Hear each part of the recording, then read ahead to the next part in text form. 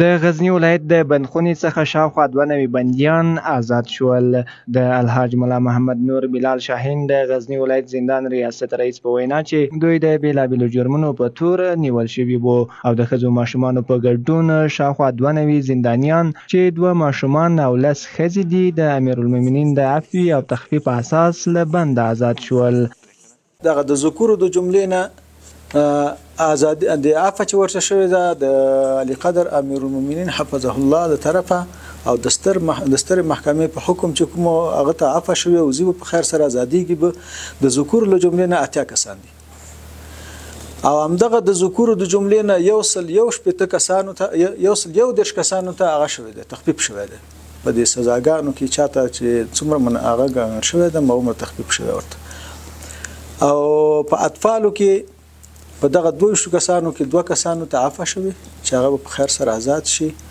او 8 تنو ته هغه شوی دی تخفیف شوی دی په کې او همدارنګه وناس د زنانه چې دي نو دا چې جمله نه 50 دي په دغه کې لاس تنه زنانه داسې دي چې هغه ته عفو هغه شوی دی او هغه په خیر سره نو آزادیږي زیبا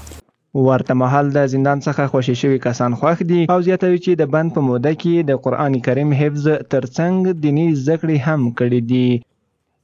خدا را شکرگزار و سپاسگزار هستیم که 13 ماه را ما در اینجا سپری کردیم. بعد از 13 ماه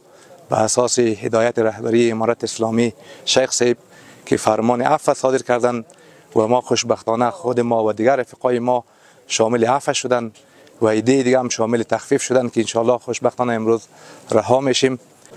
به همین زندان برای ما یک مدرسه بود. ما خود ما از بخش علوم